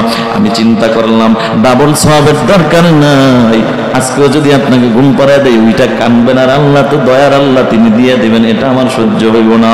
তার চাইতে সিঙ্গেল থাকেন, এটাই ভালো। এটা হলো মিথ্যার ইবলিস শয়তানের কাজ। কথা কোন ঠিক কিনা? ভাইরা আমার, ওয়াল্লাহ সময়ের কসম, আল্লাহ তাআলা বলেন ইন্নাল ইনসানা লাফি খুসর, নিশ্চয়ই সমস্ত মানুষ ক্ষতিগ্রস্তের কাতারে। আল্লাহ বুঝাইতে নিশ্চয়ই সমস্ত মানুষ জাহান্নামের আসামি। দুনিয়ায় ক্ষতিগ্রস্ত আর আখিরাতেও ক্ষতিগ্রস্ত। আখিরাতের ক্ষতিগ্রস্তটা বাবা হলো জাহান্নামের আসামি হওয়া। আল্লাহ নিশ্চয়ই সমস্ত মানুষ জাহান্নামী। নবীজি বলে কুল্লু উম্মতি ইয়াদখুলুনাল জান্নাহ, আমার সমস্ত উম্মত জান্নাতি। জোরে বলেন না সুবহানাল্লাহ। ইল্লা মান আবা, কিন্তু তারা না। সাহাবায়ে কেরাম প্রশ্ন করলো পয়গম্বর, কে জান্নাতি কে জান্নাতি না? মায়ার নবী ডাক দিয়া কও সাহাবায়ে কেরাম, যারা আমি নবীকে মানবে তারা জান্নাতি, যারা মানবে না জান্নাতি না। ওগো নবী, কে আপনাকে মানে আর কে মানে না? মায়ার নবী ডাক দিয়া কয় ও সাহাবায়ে কেরাম, যারা আমি নবীকে, আমি নবীর সুন্নাত মানে, আমি নবীর আদর্শ মানে, তারাই আমি নবীকে মানে, আর আমি নবীকে যারা মানে তারাই জান্নাতের মেহমান। হামসিরাতে মুস্তাফা দর তামামি হলে কোন ইকতেবায়ে সুন্নতে খায়রুল বাশার গিরে লাজম তাবয়া বি আইবেজার।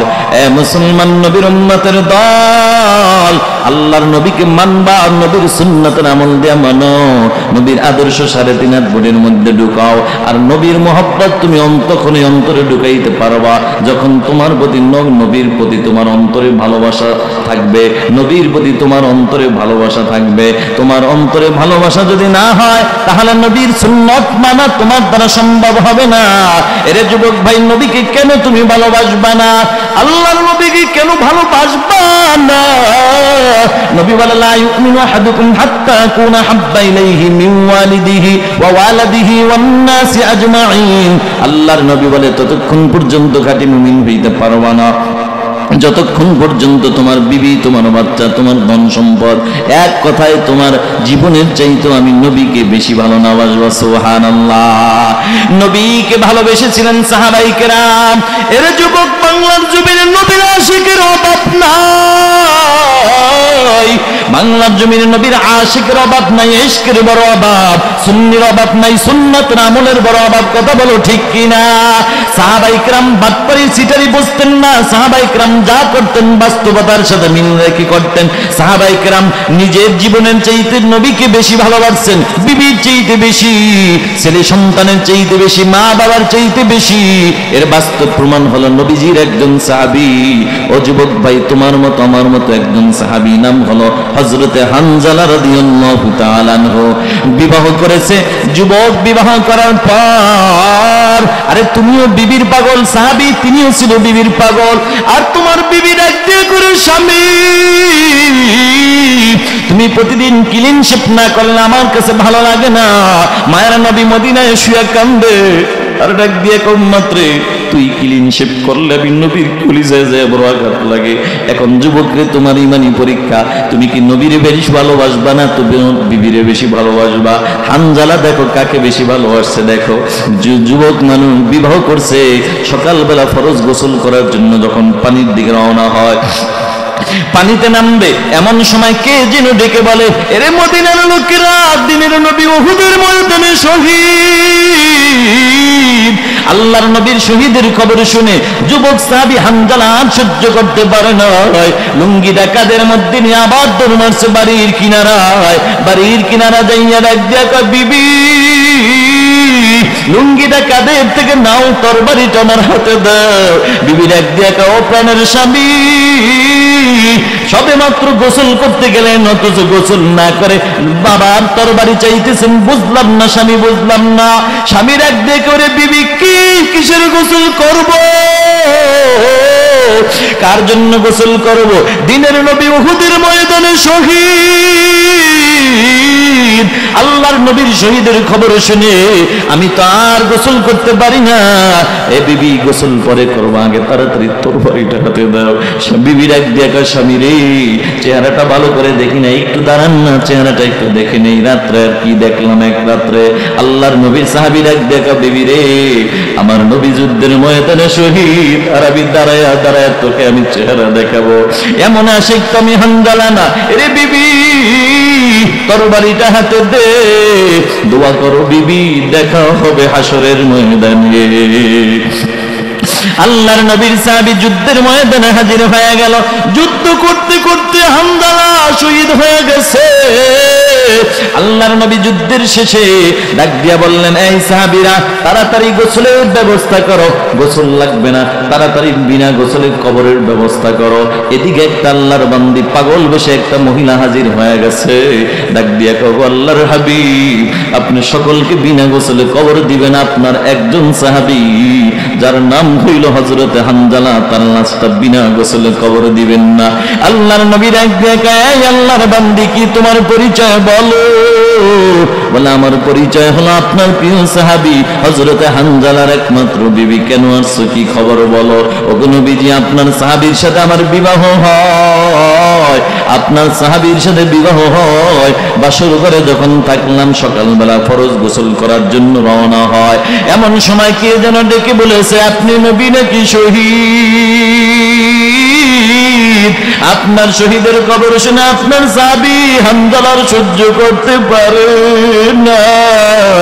আপনার সাহাবী বিনা গোসলে যুদ্ধের ময়দানে হাজির। আপনার সাহাবীর শরীরটা নাপাক, আল্লাহর নবী ডাক দিয়া কও সাহাবীরা তাড়াতাড়ি পানির ব্যবস্থা করো, গোসল দিতে হবে। এদিকে আপনার আমার মালিক আল্লাহ ডাক দিয়ে করে জিবরাইল যাও যাও আমার বন্ধুকে যা সালাম জানায় দাও, আমার যেই হানজালা আমার বন্ধুর প্রেমে পড়ে এক দুনিয়ার গোসলের কথা ভুলে গেছে, ওই হানজালার গোসল দুনিয়ার কোন সাধারণ পানির দ্বারা হতে পারে না। আমি আল্লাহ আমার হানজালাকে ভালোবাসা আমি আল্লাহ জান্নাতের পানি দিয়া জান্নাতের ফেরেশতা দিয়া গোসল করায় দিব। ও যুবক ভাইরাই ছিল নবীর আশিক, আর নবীকে তুমি কেন মোহাব্বত করবা না? নবীর মোহাব্বত না করে কোনো উপায় নাই যুবক, কারণ আল্লাহ তাআলা কুরআনুল কারীমের মধ্যে বলেন ইয়াউমা ইয়াফিরুল মারউ মিন আখিহি ওয়া উম্মিহি ওয়া আবিহি ওয়া সাহিবাতিহি ওয়া বানি। এটা তো সেই দিন যেদিন আপন ভাই ভাইকে পরিচয় দিবে না। দিনটা কোন দিন? কিয়ামতের দিন। ভাই ভাইকে পরিচয় দিবে না, সন্তান মাকে পরিচয় দিবে না, মা সন্তানকে পরিচয় দিবে না, কেউ কাউকে পরিচয় দিবে না। সেদিন তোমার আমার নবী কিন্তু তোমাকে আমাকে বলবে না। সুবহানাল্লাহ। এ ভাই, হাদিস শরীফের মধ্যে আছে এক আল্লাহর বান্দা একটা নেকির অভাবে জান্নাতে যাইতে পারবে না। আল্লাহ ডাক দিয়া বলবে ও বান্দা জাহান্নামে চলে যাও। বাবাজি বয়ান কিন্তু শেষের দিকে চলে যাচ্ছি, কোনো টেনশন নাই, মনোযোগ এদিক সেদিক দেওয়া যাবে না, গভীর মনোযোগ। বাবাজি দুই ফোঁটা চোখের পানি ফালানো যায় কিনা চেষ্টা করেন। যুবকরে ডানে বামে তাকায় লাভ নাই, কে কাঁদে আর কে কাঁদে না এটা দেখার সুযোগ নাই। নিজের নফসের দিকে তাকাইয়া নিজের গুনার কথা স্মরণ করে নিজে একটু চোখের পানি ফালাও। যুবকরে তোমার আমার চোখের পানির অনেক দাম, তোমার আমার চোখের পানির কত দাম জানো? কিয়ামতের ময়দান যেদিন কায়েম হয়ে যাবে, আল্লাহ পাক রব্বুল আলামিন জাহান্নামকে বলবে এই জাহান্নাম এই যে তাকায় দেখো, এই যে যত বান্দা দেখা যায় এদের এখন হিসাব হবে। এইবার জাহান্নাম ওই নাফরমান বান্দাদেরকে দেখা এবার জাহান্নাম সহ্য করতে পারবে না। আল্লাহ ডাক দিয়া বলল ফেরেশতারা এই জাহান্নামটাকে ওই নাফরমান বান্দার কিনারায় নিয়ে যাও, দেখায়া দাও দুনিয়ার জমিনে কি কামাই করে আসছে। আল্লাহ বাদার পাইয়া কোটি কোটি ফেরেশতারা জাহান্নামকে ধরিয়া ওই জাহান্নামকে টেনে টেনে টেনে টেনে যখন নাফরমান বান্দাদের কাছে নিয়ে যাবে, এদিকে আল্লাহ সাবধান করে দিবে এই ফেরেশতারা সাবধান, ক্ষুধার্ত জাহান্নাম আমার নাফরমান বান্দাদেরকে দেখলে কিন্তু গিলে ফেলবে, হিসাবটাও করতে দিবে না। শক্ত করে ধরবা আমার বান্দাদের যেন কোনো ক্ষতি না হয়। জাহান্নামকে শক্ত করে যখন ধরবে, ওদিকে ক্ষুধার্ত জাহান্নাম আসামীদেরকে দেখা এমন বিকট আওয়াজ কিয়ামতের ময়দানে দিবে রে, যে আওয়াজ শুনে পয়গম্বর আদম নবী নিজেও সিজদায় পড়ে কাঁদবে আর বলবে নাফসি নাফসি। আমার কি অবস্থা হবে? উম্মতের কোনো খবর থাকবে না। বন্ধুরে এবার মানুষগুলা অস্থির হয়ে যাবে, হায় রে কি অবস্থা। এবার বলবো আদম নবী আপনি একটু তাড়াতাড়ি আল্লাহ পাক রব্বুল আলামিনের কাছে সুপারিশ করেন। আদম নবী বলবে আমি পারবো না, আমি তো ওই যে জান্নাত দান কইরা জান্নাতের মধ্যে একটা ভুল করেছি, সেটা যদি আল্লাহ জিজ্ঞেস করে আমি পারবো না আল্লাহর আদালতে দাঁড়াইতে। মানুষগুলা নূহ নবীর কাছে যাবে, ও নবী আপনি সুপারিশ করেন, হিসাবের কাজটা যেন আল্লাহ শুরু করে। নূহ নবী বলে আমি পারবো না। মানুষগুলা পয়গম্বর ইব্রাহিম নবীর কাছে যাবে, তিনিও ফিরায় দিবে। মুসা নবীর কাছে যাবে, ফিরায় দিবে। ঈসা নবীর কাছে যাবে, তিনিও ফিরায় দিবে। কিন্তু শেষ পর্যন্ত তোমার আমার নবীর কাছে মানুষগুলো হাজির, তোমার আমার নবী কিন্তু ফিরায় দিবে না। আল্লাহু আকবার। ও যুবক ভাই, এবার জাহান্নাম যখন এইভাবে আওয়াজ করবে, সমস্ত নবীরা সিজদা করে কাঁদবে আর নিজের ইয়া নাফসি করতে থাকবে। আল্লাহ গো আমার কি অবস্থা হবে? উম্মতের খবর থাকবে না। কিন্তু বন্ধু তোমার আমার নবী সিজদায় পড়ে কাঁদবে, তবে শুধু ইয়া নাফসি বলবে না। নবীজি বলবে আল্লাহুম্মা রাব্বি হাবলি উম্মতি, আয় আল্লাহ আমার গুনাহগার উম্মতগুলোকে তুমি বাঁচাও। তোমার জাহান্নাম যেভাবে লাফ মেরে মেরে আসতেছে, আমি নবীর বড় ভয় হয়, না জানি আমার গুনাহগার উম্মতকে গিলে ফেলে পালি। তোমার জাতের কসম খায়া বলি রে আল্লাহ, আমার একটা গুনাহগার উম্মতকে যদি তোমার এই জাহান্নাম গিলে ফেলে আমি তোমার আরবের জান্নাত আমি নবী যাব না। ওরে বন্ধু, সেই নবীকে তুলবে, নবীজি কান্না করবে, আল্লাহ তুমি তাড়াতাড়ি ফিরাও। আল্লাহ বলবে হাবিব আপনি মাথা উঠান। নবীজি মাথা উঠাবেন, আল্লাহ পাক রব্বুল আলামিন হাতের মধ্যে একটু পানি দিবেন, ও আমার হাবিব আপনি পানিটা জাহান্নামের গায়ে ছিটা মারেন। আল্লাহর অর্ডার পাইয়া পানিটা জাহান্নামের মধ্যে ছিটা মারার সাথে সাথে জাহান্নাম আস্তে করে পিছনের দিকে চলে যাবে। সুবহানাল্লাহ। আল্লাহর হাবিব অবাক হয়ে যাবে, ডাক দিয়া বলল ও মালিক, কিসের পানি তুমি আমার হাতে দিলা? এটা কি তোমার কোন কুদরতি পানি? এটা কি রহমতের পানি নাকি কোন হাউজে কাউসারের পানি? আল্লাহ ডাক দিয়া বলবে ও আমার হাবিব, এটা হাউজে কাউসারের পানি না, কুদরতি পানি না, এটা কোন রহমতের পানি না, এটা হলো আপনার গুনাহগার উম্মতের চোখের পানি।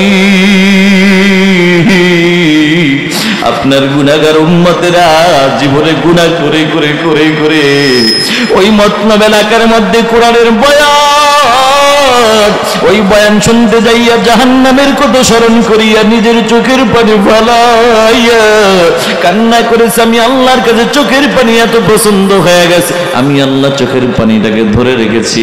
ও আমার হাবিব, বান্দার চোখের পানির এত পাওয়ার, এই জাহান্নামের আগুনকে নিবানোর জন্য, থামানোর জন্য পৃথিবীতে অন্য কোন বস্তু আমি আল্লাহ বানাই নাই। সুবহানাল্লাহ।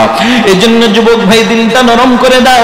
ওই যে আল্লাহর বান্দা একটা গুনার কারণে, একটা নেকির অভাবে জান্নাতে যাইতে পারবে না, বলবে আল্লাহ গো তুমি আমাকে একটু শুধু আল্লাহ সুযোগ দাও, আমার মা বাবার কাছে যায় দেখি। আল্লাহ বলবে বান্দারে এটা কি দুনিয়া মনে করছো নাকি?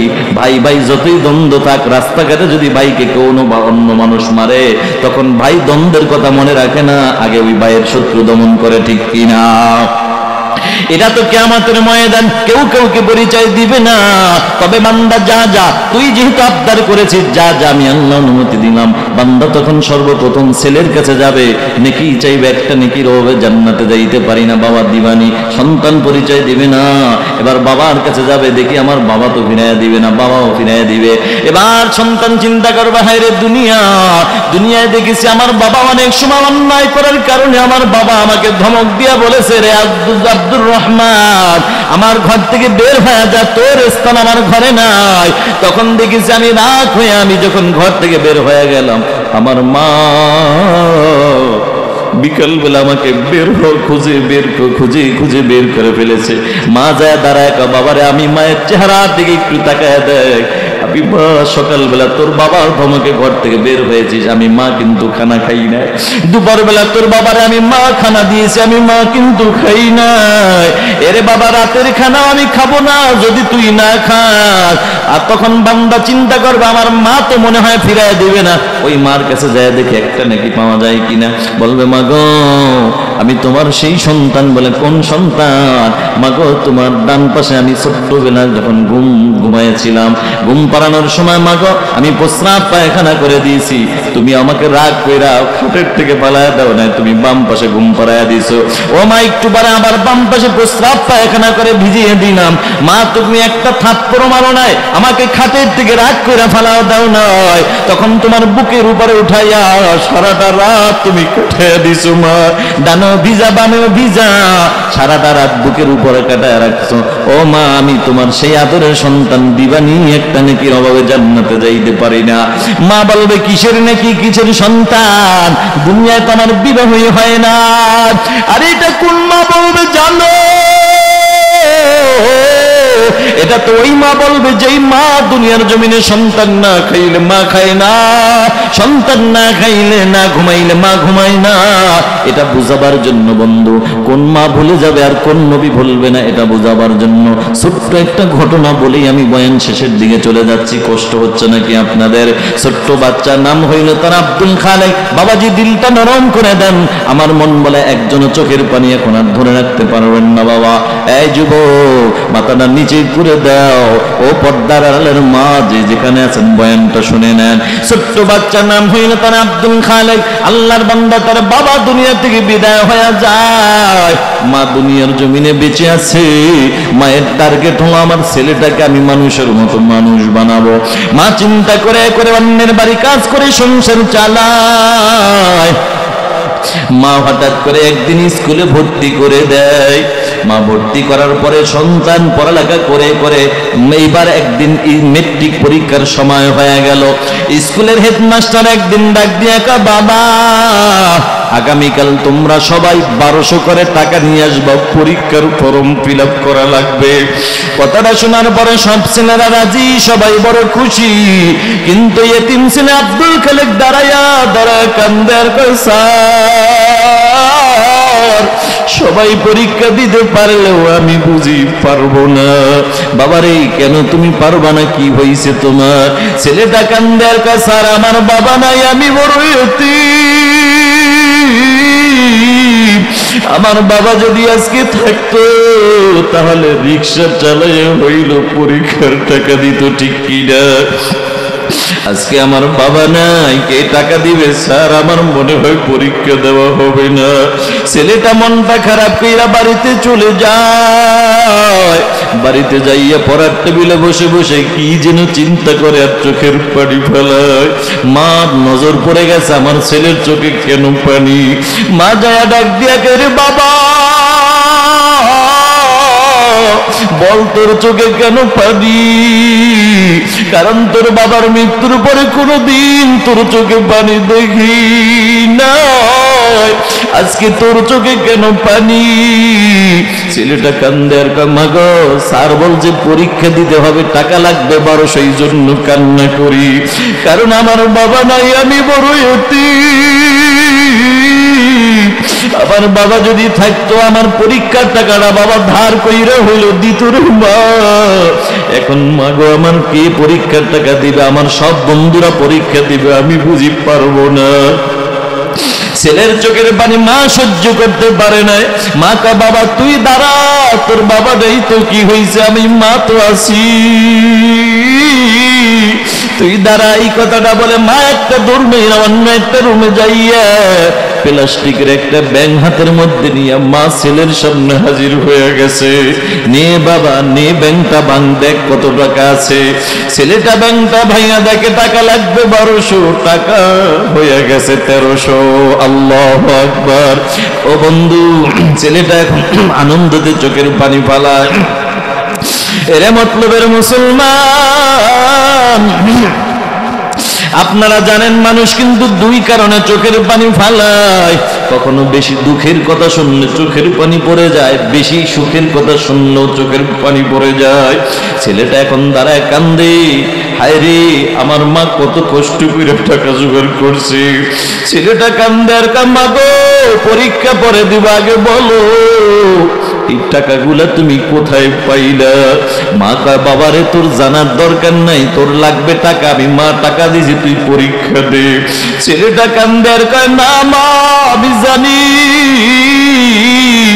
আমার বাবার মৃত্যুর পরে কোনোদিন তোমার ভালো একটা জামা পড়তে দেখি নাই, কোনোদিন ভালো একটা খাবারও খাইতে দেখি নাই। বলো না মা গো তুমি টাকাগুলা কোথায় পাইলা? মা ডাক দিয়া কয়, বাবারে শুনবি? তাহলে শুনে নে। আমি মা যেদিন তোরে স্কুলে ভর্তি করলাম সেদিন আমি মায়ের কানে একটা আওয়াজ আসছে, কে যেন ডেকে বলেছে, রে আব্দুল খালেকের মা তোমার ছেলের এমন একটা দিন আসবে পরীক্ষা দেওয়া লাগবে, পরীক্ষার ফর্মের অনেকগুলা টাকা লাগবে। আমি মা চিন্তা করলাম, হায় রে আমার ছেলে এত কষ্ট করে পড়ালেখা করবে, যদি টাকা না দিতে পারি কিভাবে পরীক্ষা দিবে, আমি কার কাছে হাত বাড়াবো? আমি মা চিন্তা করে করে সিদ্ধান্ত নিলাম কোনো মানুষের কাছে হাত বাড়াবো না, আমি মা নিজে যত কষ্ট নিজেই টাকা জোগাড় করব। এই চিন্তা করে করে আমি মা নিজের পান খাওয়া বন্ধ করে দিলাম। আমি মায়ের পান খাওয়া বন্ধ কইরা ওই পানের টাকা দিয়ে আমি মা 2টা মুরগি কিনলাম। বাবারে 2টা মুরগি কিনে পালতে পালতে 2টা মুরগি যখন বড় হয়, ওই 2টা মুরগিতে একটা করে, 2টা মুরগিতে প্রতিদিন একটা করে 2টা ডিম দেয়। একটা ডিম আমি মা নিজের জন্য বাজেট করেছি, আর একটা ডিম তোর জন্য বাজেট করেছি রে বাবা।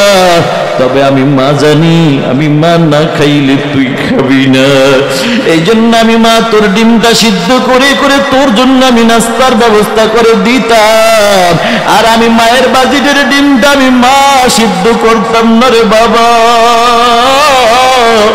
আমি মায়ের কাঁচা ডিমটা তোর সামনে নিয়ে আমি মা নাড়াচাড়া করতাম আর বুঝাইতাম, রে আব্দুল খালেক এইটা তুই খাবি, আর আমি মায়ের হাতের ডিমটা আমি মা খাবো। কিন্তু বাবারে আমি মায়ের গল্পের বাগে তোর ডিমটা তুই ঠিকই খাইতি, আমি মায়ের বাজেটের ডিমটাতে আমি মা খাইতাম না। আস্তে করে তোর চোখটারে ফাঁকি দিয়া গোপনে আমি মায়ের ডিমটা লুকায় রাইখা বিকাল বেলা বিক্রি করে করে তোর জন্য পরীক্ষার টাকা জোগাড় করছি। বাবারে কথা দে এই মাকে কোনোদিন তুই কষ্ট দিবি না। ছেলেটা কান্দে আর কামায়, এমন মাকে তো কোনোদিন কষ্ট দেওয়া যায় না। এই কথাটা বলে ছেলে কান্দে আর মা তুই একটু দোয়া করে দাও আমি যেন তোমার মনের আশা পূরণ করতে পারি। মার দোয়া নিয়ে ছেলেটা চলে গেল, পড়ালেখা করতে করতে করতে করতে মাস্টার্স কমপ্লিট করে ফেললো। এ বাবা, একদিনের ঘটনা, স্কুলের হেডমাস্টার রাস্তা দিয়ে হেঁটে যায়, ছেলেটাও হেঁটে যায়। স্যার ডাক দিয়া কা, বাবা আব্দুল খালেক দাঁড়াও, তোমার সাথে কথা আছে। ছেলেটা দাঁড়ায় কা, স্যার কি বলবেন বলে। স্যার কা, বাবা আমার মনে বড় দুইটা আশা, একটা হলো আমার গ্রামের বাড়ি একটা প্রাইমারি স্কুল আছে, একজন হেডমাস্টার লাগবে, মনে মনে আমি তোমাকে টার্গেট করেছি বাবারে। আর একটা হলো আমার আদরের একটা মেয়ে আছে, বিবাহ দিব, তাও তোমাকে টার্গেট করেছি। বলো বাবা তুমি রাজি কি রাজি না? ছেলেটা দাঁড়ায় কান্দার কা, স্যার আমার বাবা নয়, আমি বড় এতিম। আমার বাবার মৃত্যুর পরে আমার মা বহু কষ্ট করে করে আমাকে মানুষ বানাইছে। স্যার আমার মায়ের অনুমতি স্যার আমি আপনার প্রশ্নের জবাব দিতে পারবো না। জোরে কন্যা সুবহানাল্লাহ। ও মতলবের মুসলমান, ও কলিজার টুকরা যুবকরা, বাংলাদেশে কত যুবক পাওয়া যায় মার কথা মানে না, বাবার কথা মানে না, মা বাবার কাছে কোনো পরামর্শের জন্য যায় না। যে কোনো পরামর্শ লাগবে শ্বশুর বাড়ি দৌড়ায়, আসে না নাই? এরে কপাল পরা যুবক, তোর মাকে বাদ দিয়ে তুই যেই শাশুড়ির পাগল হইছ রে যুবক, তোর শাশুড়ির স্বার্থে যদি একটু ব্যাঘাত ঘটে যায়, তোর মতো আদরের জামাইয়ের নামে, তোর মতো আদরের জামাইয়ের নামে মতলব থানায় মামলা দিতে মোটেও চিন্তা করবে না, ঠিক না বেঠিক? কিন্তু বাবারে তোর মা, যেই মার ব্যাপারে নবী বলাল জান্নাতু তাহতা আকদামিল উম্মাহাত, তোমার মায়ের পায়ের নিচে তোমার জন্য জান্নাত। আর তোমার এই মাকে বাদ দিয়া শাশুড়ির পাগল হইছো, তোমার এই মায়ের সাথে হাজারো ব্যাঘাত ঘটলো, তোর মা কোনোদিন তোর নামে মামলা দিবে না রে যুবক, তোর মা কোনোদিন তোর নামে হামলাও দিবে না। এর বাস্তব প্রমাণ হলো যুবক, কত সময় দেখেছি। সেদিনই তো একটা ঘটনা শুনলাম, এক যুবক নাকি মাকে মাইরা হাত ভাঙা ফেলাইছে, এলাকার মানুষগুলা তাকে মারার জন্য আসছে, তোর এত বড় সাহস, মার গায়ে হাত তুলেছি। এবার মার হাত ভাঙ্গা নিয়ে মা দাঁড়ায় আছে, হাতটা ঝুলান্ত, কিন্তু এদিকে ছেলেটারকে শরীরে যখন এলাকার ছেলেরা এসে টাস করে একটা বাড়ি দিচ্ছে, মা সহ্য করতে পারে না।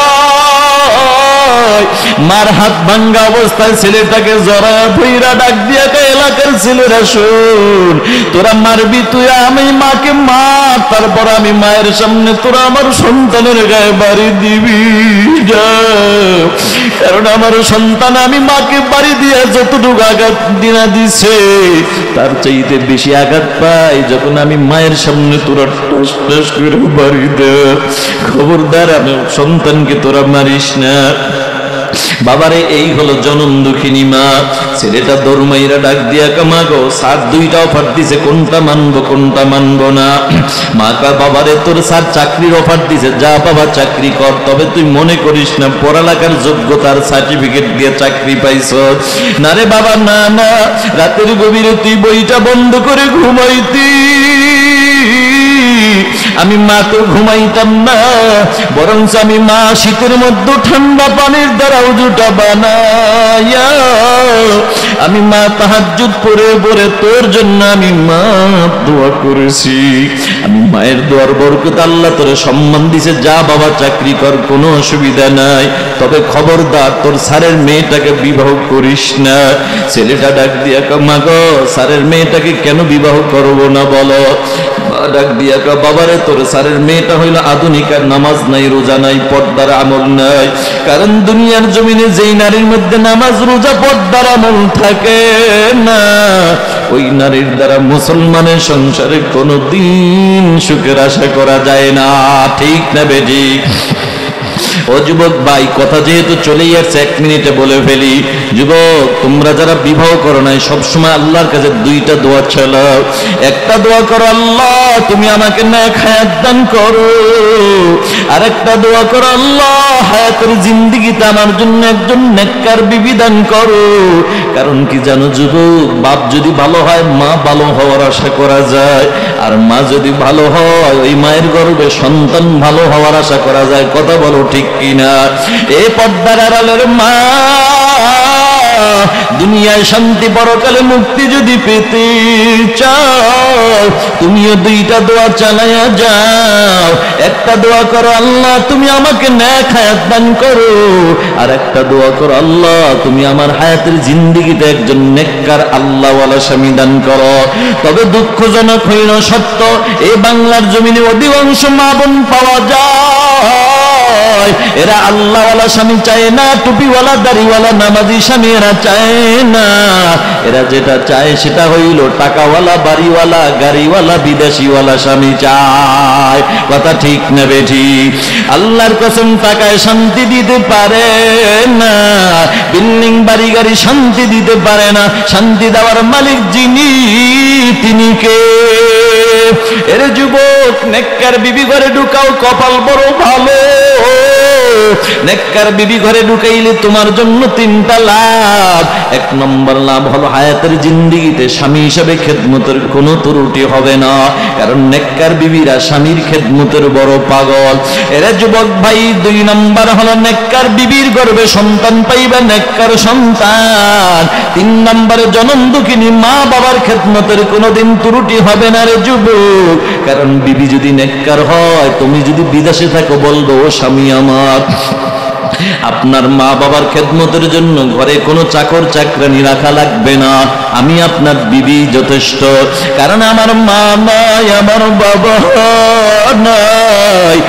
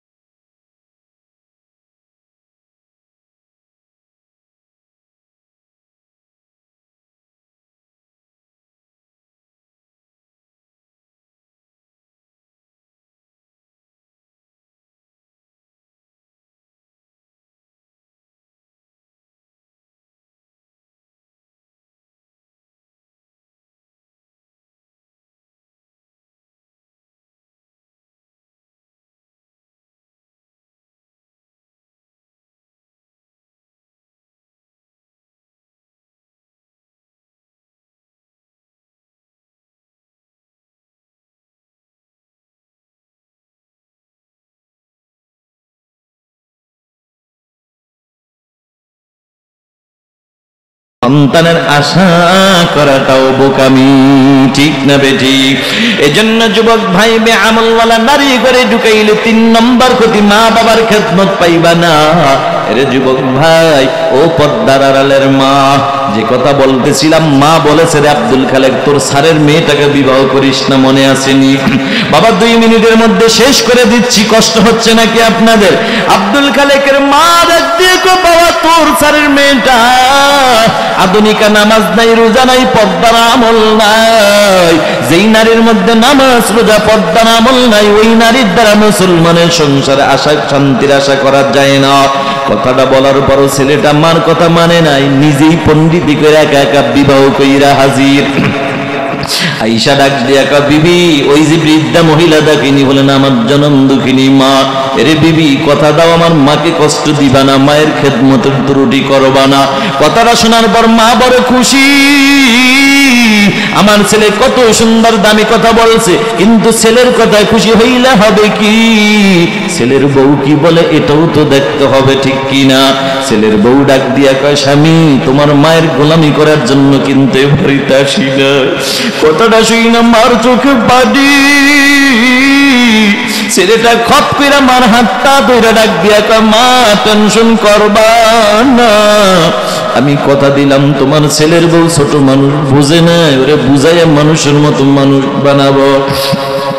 মা কয়, বাবা পারবি না, কারণ বিবি যদি নেককার হয়, স্বামী যদি মদখোর, জুয়াখোর, গাঁজাখোর হয়, নেককার বিবির দোয়া এবং চেষ্টার বরকতে একদিন ভালো হওয়ার সম্ভাবনা থাকে।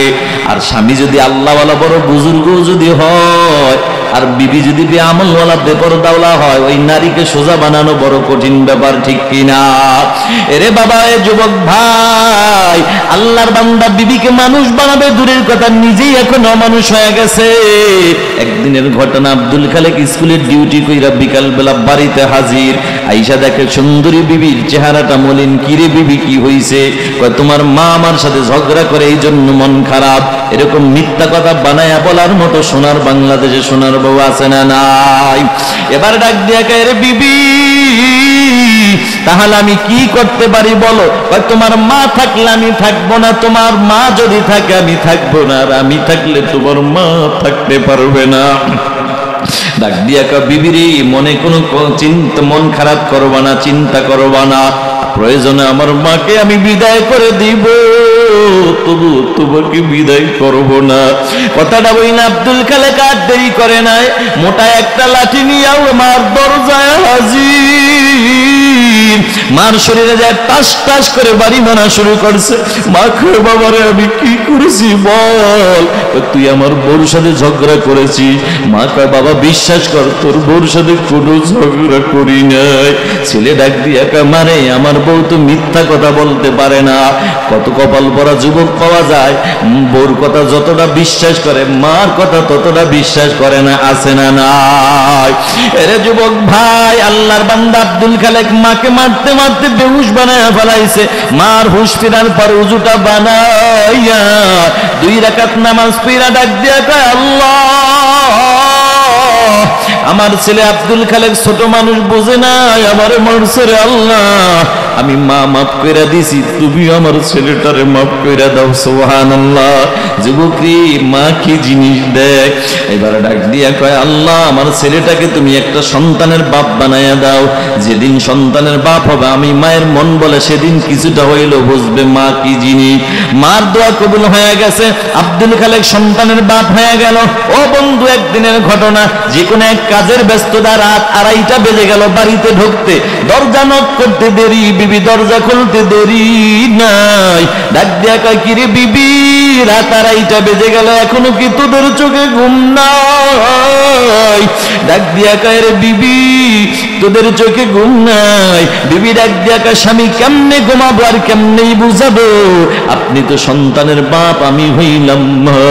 তবে স্বামী শুনে নেন, শুনে নেন, দুনিয়ার জমিনে কোনো সন্তান না খাইলে কোনো মা খানা খাইতে পারে না। দুনিয়ার জমিনে কোনো সন্তান না ঘুমাইলে কোনো মার চোখে ঘুম আসে না, ঠিক কিনা? কথাটা বলার পর আব্দুল খালেকের ব্রেনটা যে একটা বাড়ি মারছে, বলো না হেদায়েতের মালিক কে? ও যুবক, আর একবার আওয়াজ দিয়ে বলো না কে? আল্লাহ পাক হেদায়েতের নূর ঢুকায়া দিছে।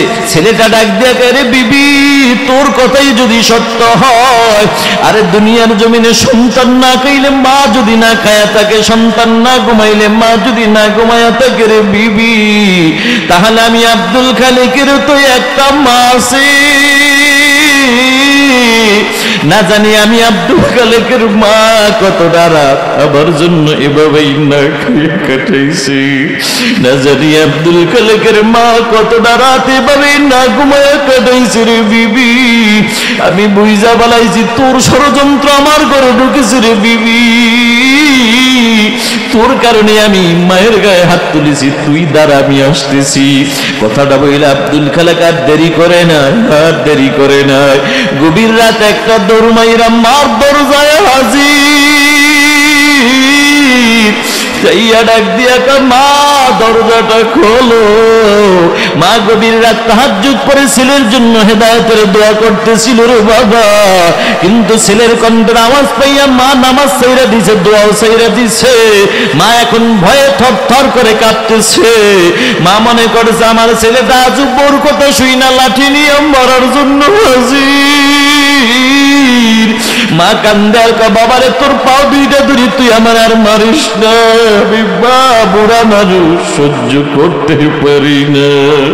বাবারে তুই আবার আর মারিস না, বিশ্বাস কর তোর বউর সাথে কোনো ঝগড়া আমি করি না। এরে বাবা তুই আমার আর মারিস না, কারণ আগের মায়ের ব্যথায় এখনো শরীর দেখে যায় না।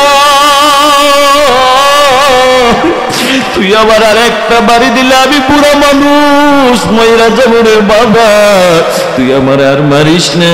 ছেলে কান্দে আর কামাকে মারার জন্য আসি নাই, দরজাটা খোলো। যদি না খোলে আমি লাত্তি মাইরা কিন্তু ভিতরে ঢুকবো। মা চিন্তা করলো আমার ছেলের রাগ বেশি, যদি দরজা না খুলি ভিতরে ঢুকলে আরো বেশি মারবে। দরকার নাই, আমি মা দরজাটা খুলে দিই, ওর যা মন চায় আমার মারু। মা আল্লাহর উপর ভরসা করিয়া মা দরজাটা খুলতে দেরি, ছেলেটা খপ কইরা মার পাও দুইটা জড়ায়া ধরতে দেরি নাই। সুবহানাল্লাহ, মার পাও দুইটা জড়ায়া ধরে কান্দে আর কয়, মা পারবানি তুমি আমারে মাফ করে দিতে রে মা, বুঝি নাই বোর কথা শুই না তোমার গায়ে হাত তুলেছি। মা ডান হাতটা মাথায় দিয়া আব্দুল খালেক মাথাটা উঠা, পৃথিবীর জমিনে এমন কোন মা নাই, সন্তান যদি হাজার অন্যায় করে মা কখনো অপেক্ষায় থাকে না কখনো আমার ছেলে আইসা পাও ধরবে না, না প্রতিটা মা এটাই অপেক্ষায় থাকে সন্তান ভুল সংশোধন কইরা দরজার সামনে দাঁড়াইয়া ছোট্ট কইরা মা মা মা কইয়া যদি একটা ডাক দিতে পারে রে সন্তান, সন্তানের মায়ের ডাক শোনার পরে মার মনের ব্যথা সব দূর হয়ে যায়। আজকে এই ময়দানে জানি না কার জানি মা নাই, কার জানি বাবা নাই। আজকে যাদের মা আছে বাড়ি যায় বলতে পারবা মা গো দোয়া করো, মা কইরা দাও, কারণ মার পার নিচে তোমার জন্য জান্নাত। আল্লাহর নবী ডাক দিয়া কয় উম্মতেরা, কেউ যদি মা বাবার চেহারার দিকে তাকাবার জন্য, কেউ যদি মা বাবার চেহারার দিকে নজর করার জন্য ঘর থেকে বের হয়, একটা কদম ফালাইতে দেরি, প্রতিটা কদমে কদমে আল্লাহ একটা করে নেকি দান করে দেন। সুবহানাল্লাহ, প্রতিটা কদমে কদমে আল্লাহ একটা করে গুনাহ মাফ করে দেন। এখানে ক্ষান্ত নাই, নবী কয় উম্মতের দল কেউ যদি মা বাবার চেহারার দিকে মহব্বতের নজরে তাকায়, আল্লাহ তাআলা কবুলাতি হজের সওয়াব দান করে দেন। সাহাবায়ে কেরাম বলে ওগো নবী, কেউ যদি 100 বার তাকায়, নবী কয় 100 কবুলাতি হজের সওয়াব পাওয়া যায়। এরে যুবক ভাই, জানি নাই ময়দানে কার মা নাই, কার বাবা নাই। যাদের মা বাবা নাই তারা মা বাবার কবরের কিনারে যায় একটু দোয়া কইরো। 5 ওয়াক্ত নামাজ পড়া দোয়া কইরো, আর যাদের মা বাবা আছে তাদের জন্য সুস্থতার সাথে নেক হায়াত আল্লাহ দান করুক সেই দোয়া কইরো।